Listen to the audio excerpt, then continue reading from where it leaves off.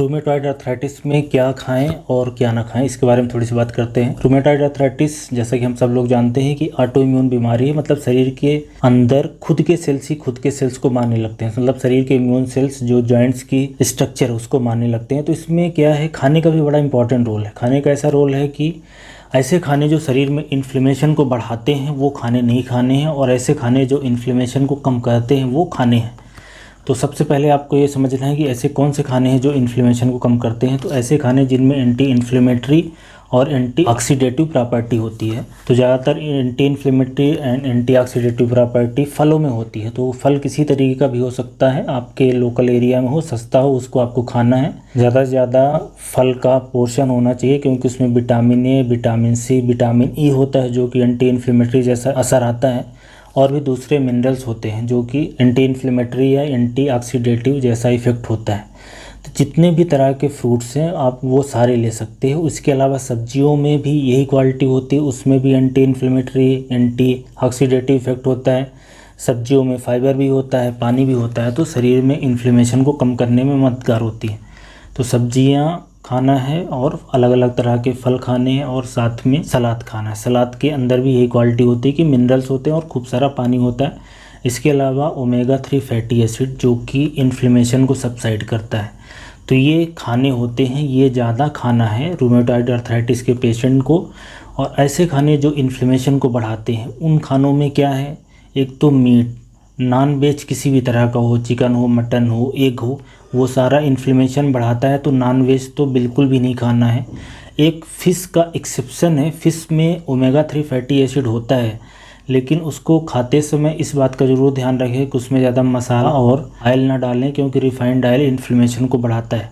तो फ़िश खाने से बेहतर है कि आप ओमेगा 3 फैटी एसिड के लिए कैप्सूल ले लें, मार्केट में कैप्सूल मिलता है। और अगर फ़िश खाना है तो भून के खाएँ।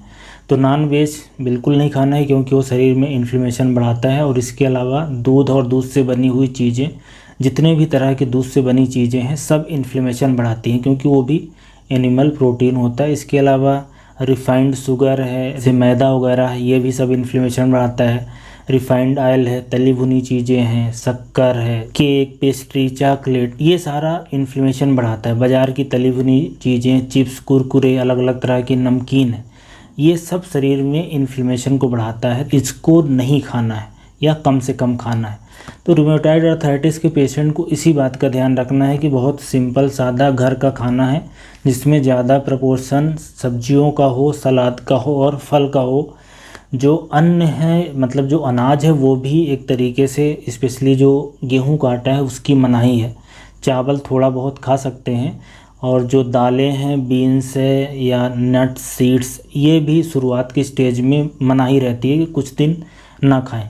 इनिशियली ऐसा रिकमेंड करा जाता है कि अगर किसी को रूमेटॉइड आर्थराइटिस डायग्नोज होती है तो उनको दवाई लेनी है।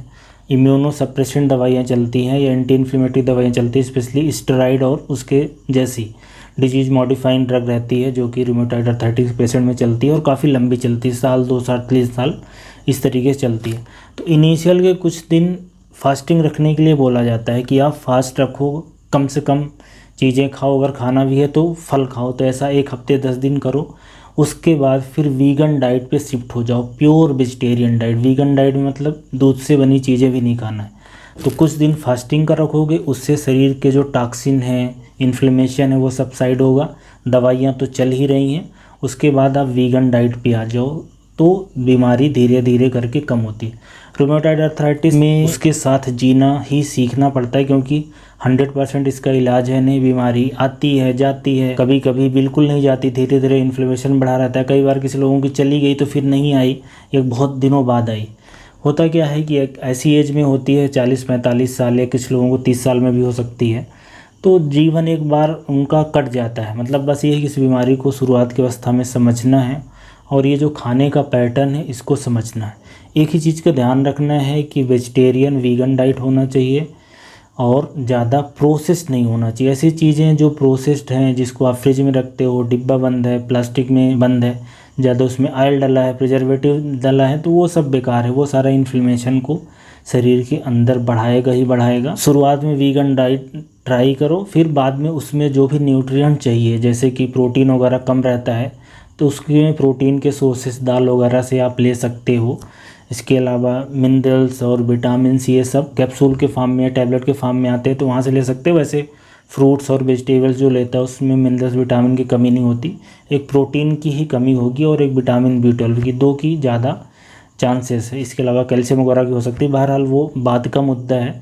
पहले तो शुरुआत के दिन में ऐसी डाइट फॉलो करना है जो इन्फ्लेमेशन को सबसाइड करे, तो इन सब बातों का ध्यान रखना है। तो रूमेटॉइड अर्थराइटिस के पेशेंट्स जो खाने में इस तरह का अपने बदलाव करें, मतलब घर का खाना खाना है मोटा मोटा, और नॉनवेज नहीं होना चाहिए उसमें। सो आई थिंक कि आपको क्लियर पिक्चर मिल गई होगी अगर किसी को रूमेटॉइड अर्थराइटिस है तो उसमें क्या क्या खाना है, क्योंकि खाने का एक बहुत इंपॉर्टेंट रोल रहने वाला है।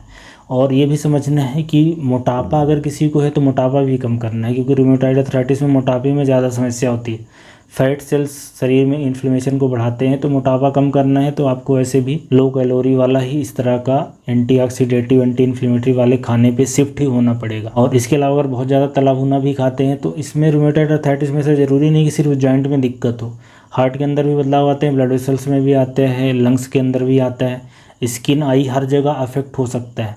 तो कोलेस्ट्रॉल वगैरह का लेवल, बीपी, शुगर, इन सब को भी मेंटेन करना रहता है अगर किसी को रूमेटॉइड अर्थराइटिस। बहुत सारे पेशेंट जिनमें हार्ट प्रॉब्लम के कारण भी बीमारी सीरियस हो सकती है। तो आई थिंक ये क्लियर पिक्चर आपको मिली होगी किसी को रूमेटॉइड अर्थराइटिस है कि उनको कैसे रहना है या क्या क्या चीज़ें खानी है। तो thank you so much for watching.